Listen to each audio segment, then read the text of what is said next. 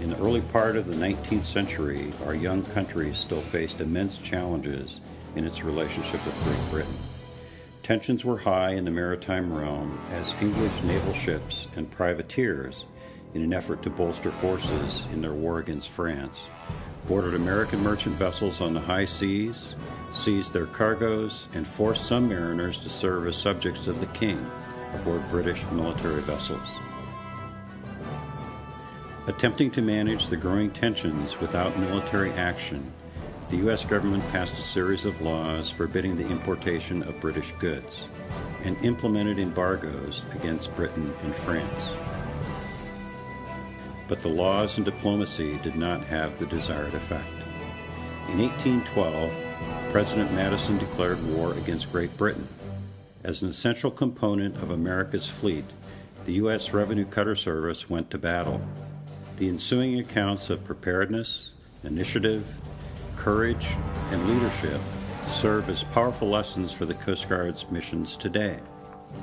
In June of 1813, Revenue Cutter Surveyor, at anchor 5 miles south of the mouth of York River in Chesapeake Bay, was attacked by the British naval ship Narcissus. Surprised but prepared, the crew of Surveyor fought gallantly. The battle was lost, but Captain Samuel Travis's sword was returned to him the next day with a note from the senior officer of Narcissus. It said, "I am at a loss, which to admire most, the arrangement on board the Surveyor, or the determined manner by which her deck was disputed, inch by inch." Such courage on the part of these American cuttermen called the fleet to bold action. In the fall of 1813, Revenue Cutter Vigilant would answer that call. Prior to deciding to make a port call in Providence, Rhode Island, the British privateer Dart had successfully cruised along America's sea lanes, capturing upwards of 30 small American merchant vessels. To put an end to the foray, Revenue Cutter Captain John Cahoon offered the services of the Vigilant. With word that the British privateer was near shore, Cahoon placed extra men aboard his cutter, immediately set sail, maneuvered Vigilant into the dominant wind position, fired broadside, and boarded Dart, seizing her cargo and crew. The swift victory instilled confidence, and revenue cutters continued to aggressively seek out the enemy. During the summer of 1814, Revenue Cutter Eagle set sail from New England in search of a British privateer. In sight of their target, but without the advantage of wind, Eagle was attacked by British naval ship Dispatch.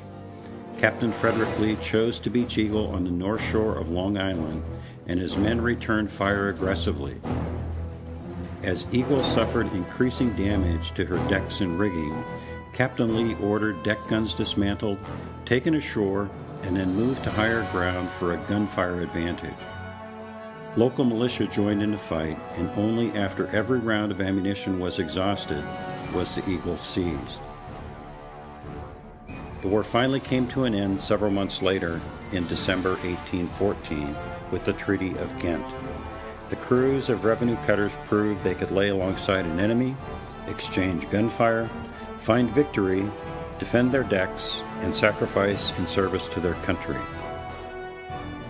We, the United States Coast Guard, carry with us today their many hard-fought lessons and examples. Today may we stand our watches vigilantly, and with the courage and commitment demonstrated by our predecessors in the Revenue Cutter Service during the War of 1812.